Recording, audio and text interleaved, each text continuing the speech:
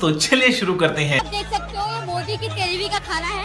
अगर किसी को एंजॉय करना हो तो यहाँ पर आ सकते हो। अरे रुको जरा, सबर करो। देखो भाई, जंतर मंतर जाने का हमारा कितना अच्छा फायदा हुआ। I mean, ना हम जंतर मंतर जाते, ना हमें रूम खाली करना पड़ता, बिकॉज हमें क्या दिया गया, बेटा तुम रूम खाली करो, तुम्हारे और हमारे विचार ना मिल रहे, निकलो यहाँ से, दफा हो। तो भाई चलो हम जा रहे हैं अपने घर को छोड़कर। अपने घर को नहीं, मतलब किसी और का घर है, लेकिन जा रहे हैं हम छोड़कर। तो पैसा भी उतना ही लगाए मम्मी, बहुत महंगा मिला है, डबल किराया है। तो देखते हैं अब क्या होगा आगे। और बाकी आप देख सकते हो जंतर मंतर जाने का फायदा या नुकसान, जो आप समझो।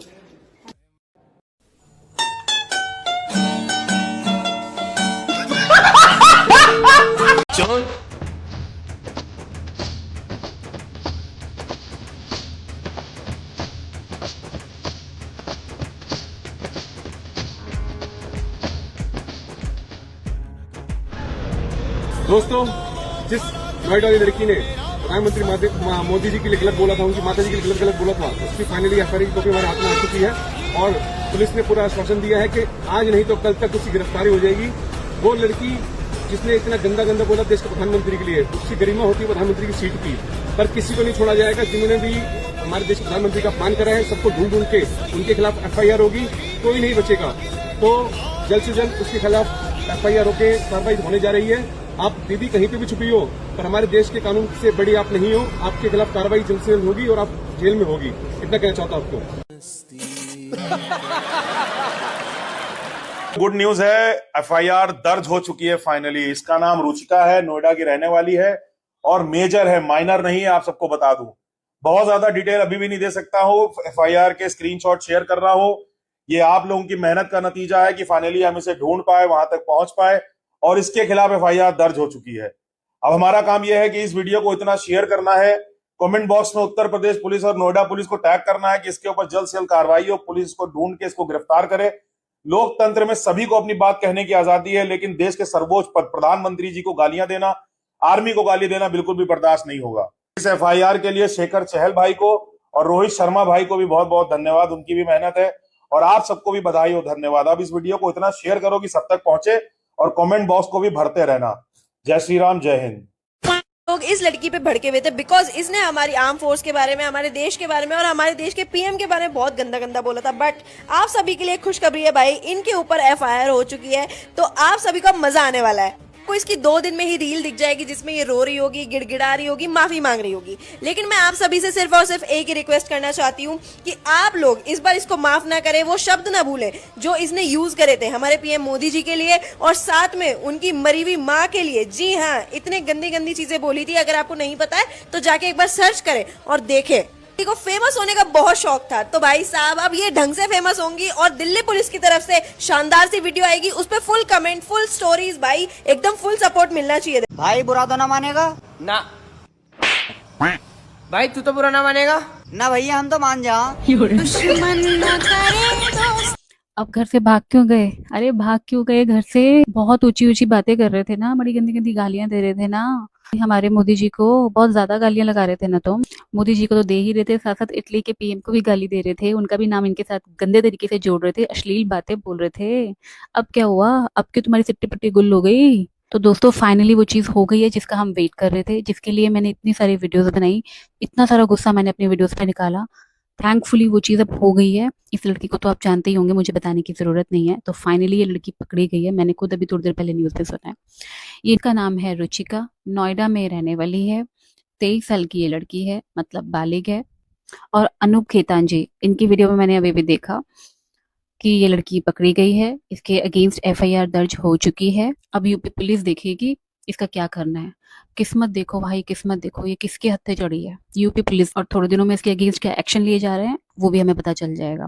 बाकी देखो बात तो इतनी है, अब ये पकड़ी गई है, होना क्या है कि इसने अब 2-3 दिन में इसका स्टेटमेंट आ जाएगा। 2-3 दिन तो मैं ज्यादा बोल रही हूँ, कुछ ही घंटों में इसका स्टेटमेंट आ जाएगा। ये हाथ जोड़ेगी, आंसू निकालेगी, माफी मांगेंगे और हम ठहरे अच्छे दिल के लोग, हम इसकी बातों में आने की कोशिश करेंगे। देखो इसने गलती तो बहुत बड़ी की है, इसने पीएम को इतनी गंदी गंदी गालियां दी हैं, वो तो एक इसका अपराध है ही, लेकिन इससे एक छोटी सी गलती और हो गई।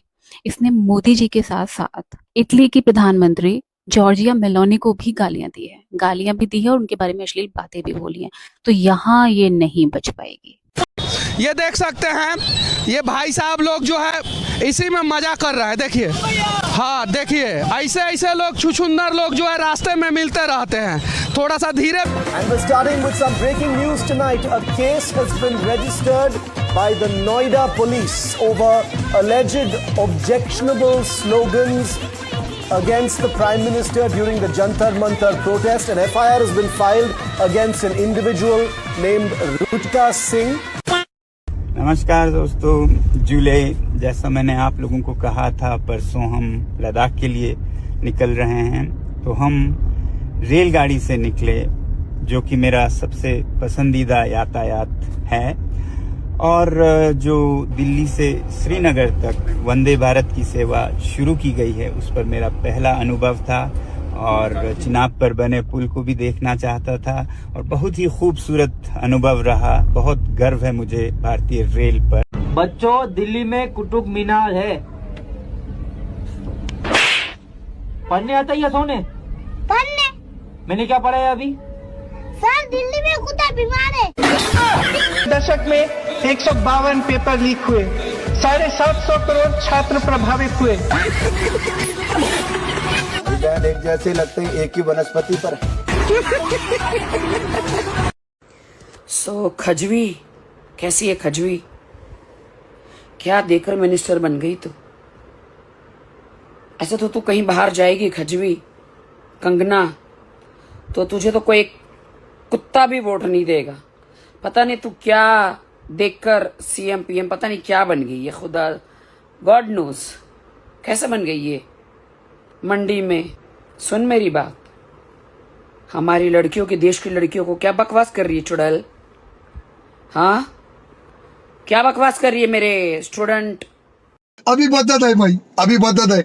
वीडियो बना रही हूँ मैं राखी सावंत के लिए। ये राखी सावंत भी ना 100 चूहे खा के बिल्ली हज को चली वाला हिसाब है। मुसलमानों के साथ रह के, मुसलमानों के साथ सो के, मुसलमानों के साथ सुहागरात बना के, बच्चे पैदा करके, जो भी किया व्हाटएवर। कंगना रनावत पे उंगली उठा रही कि कंगना रनावत ऐसी है वैसी है। अरे बहन, तू अपना चरित्र देख लेना। तू कितने मुसलमानों के साथ रही है, तूने क्या क्या हलाला करवाए अपने। हलाला के बारे में वही लेडीज अच्छे से बता सकती है जिसका हलाला हुआ होगा, जो मुसलमानों के साथ रही होगी, जो मुसलमानों के साथ सोई होगी। हमारा तो दूर दूर तक कोई वास्ता नहीं है किसी से भाई। हमें तो अपने हिंदू धर्म से प्यार है, अपने हिंदुओं से प्यार है। That's it। मोहतरमा का कहना है कि कंगना रनावत टांग उठाकर मंत्री बनी। अरे तो जीजी उठा तो तुम भी बहुत कुछ लेती हो, तुम काहे नहीं बन गई मंत्री है? या फिर आज तक अच्छे से उठा नहीं पा रही हो है? अब बेचारी कंगना रनावत तो तुमसे पूछने में शर्मा रही होगी। बेचारी सीधा सीधा तुमसे पूछ नहीं सकती, जवाब नहीं ले सकती, दे नहीं सकती। तो सोचा हम ही पूछ ले कि जी टांग तो तुम भी उठाती हो, कभी किसी के यहाँ, कभी किसी के यहाँ, कभी किसी के यहाँ। तो तुम क्यों नहीं बनी आज तक मंत्री? या फिर अच्छे से उठा नहीं पा रही है? जब से कंगना ने ये बोला है कि जितने भी घटिया प्रोटेस्टर जो गाली देते हैं वो गटर के समान है, गटर के समान, तब से भैया तिलमिली मच रही है लोगों के अंदर। पागल हो गए भैया लोग। उसने प्रोटेस्टर के लिए जो गालियां दे रहे थे, ना कि उनके लिए जो स्टूडेंट थे। लेकिन मैं बोलना चाहिए गटर क्यों बोला? गटर नहीं बोलना चाहिए, बोलना चाहिए था गटर के अंदर टट्टियां पट्टियां टट्टियां। आप उसके समान हो, आप गुह के समान हो, आप एकदम बड़वे बकचोद, एकदम लाड़ो वाड़ो जनरेशन के हिसाब से हो आप, ठीक है? ऐसा बोलना चाहिए था ना कंगना जी, आपने क्या। और ऊपर से सौरभ दास अभी आके पता है क्या बोल रहा है कि कंगना तो ऋतिक रोशन की जैसे पीछे थी वैसे मेरे पीछे, क्योंकि मैं यंग ऋतिक रोशन हूँ। मैं सिर्फ सौरभ दास को एक ही बात बोलना चाहूंगी, गाड़ी वाला आया घर से कचड़ा निकाल, गाड़ी वाला आया घर से कचड़ा निकाल। सौरभ दास, दिस इज फॉर यू। क्या आपको पता है पत्ता गोभी को इंग्लिश में क्या कहते हैं? इतना नहीं पता आपको? पत्ता गोभी को इंग्लिश में कहते हैं फटा खोफी। फटा खोफी। गटर छाप अगर बोल भी दिया भाई तो इसमें कौन सी बड़ी बात होगी। कॉकरोचेस गटर में ही तो पनपते हैं, ऐसा तो है नहीं कि सोने के खान से निकल के आते हैं। देश की माँ बहनें ऐसी होती हैं जो देश के प्रधानमंत्री को गाली गलौज करती हैं, देश के फौजियों का अपमान करती हैं, और हमारे फौजियों का अपमान हमारे राष्ट्र का अपमान है, हमारे राष्ट्र का अपमान करती हैं, हमारे हिंदू देवी देवताओं को तक पहुंचती हैं, गाली गलौज करती हैं। इन जैसी माँ बेटियों के समर्थकों के लिए मैं भगवान से यही दुआ करती हूँ कि आप लोगों के घर में ऐसी ही माँ बेटियां पैदा हो। रही बात डेमोक्रेसी की, मोदी जी के साथ छोटा मोटा मजाक कर दे तो क्या हो गया। मोदी जी की माँ बहन को गाली देना छोटा मोटा मजाक है, फौजियों को गाली देना छोटा मोटा मजाक है, और वही इन तिलचट्टों को उनकी असली औकात दिखा दी गटर छाप बोल के, तो ये तिल मिलाने लग गए। इसी सिर्फ इन तिलचट्टों के पास नहीं, डेमोक्रेसी पूरे भारत के पास है। ऐसा तो है नहीं कि कंगना रनौत इंग्लैंड से आई है, वो भी इसी देश का नागरिक है भाई, उसके पास भी डेमोक्रेसी है, वो भी बोल सकती है। और जो ये रॉन्ग नैरेटिव लेके चले हुए हैं ना कि देश की माँ बहनों के बारे में ऐसा बोलते, तो हमें तो नहीं लगता कि देश की माँ बहनों के बारे में उसने ऐसा बोला है। उसने उन प्रोटेस्टर्स के बारे में बोला है जो अब्यूजिव लैंग्वेज इंटरनेशनल और नेशनल प्लेटफॉर्म पे कर रहे थे, वो भी देश के खिलाफ, मोदी जी के खिलाफ, और हमारे फौजियों के खिलाफ, और हमारे हिंदू देवी देवताओं के खिलाफ। तो इसमें कौन सा बुरा कर दिया भाई? जिनको बुरा लग रहा है वो कमेंट करके बताइए कि रीजन क्या है आपका बुरा लगने का। मुझे समझ नहीं आ रहा आपका रीजन। पार्टी बदल लिया साला। तुम तुम तुम तुम तुम तुम और तुम बिगाड़ने वालों ने तो बहुत चोट लगा दिए, पर बचाने वाला ने बाल भी बका नहीं होने दिया।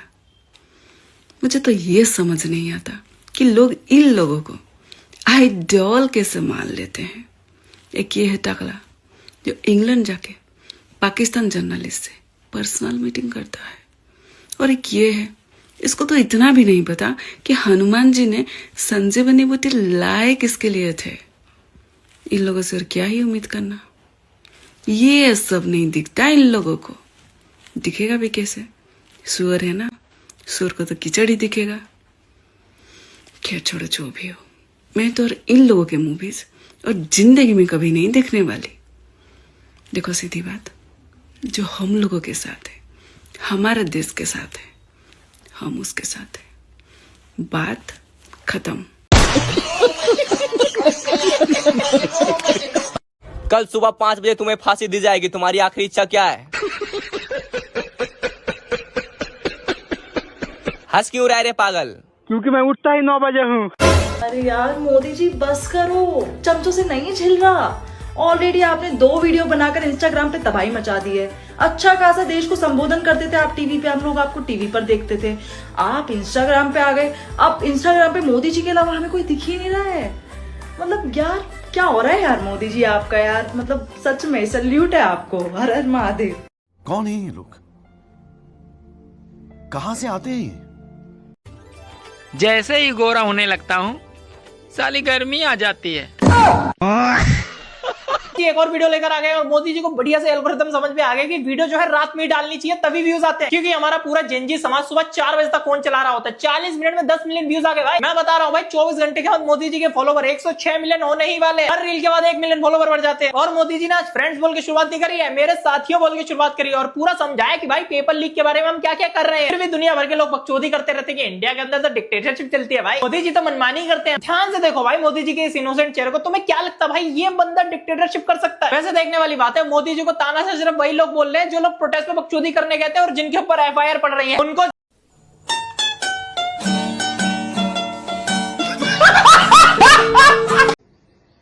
हेलो गाइस, हम काला है जब हमको कलवा बोलता है साला।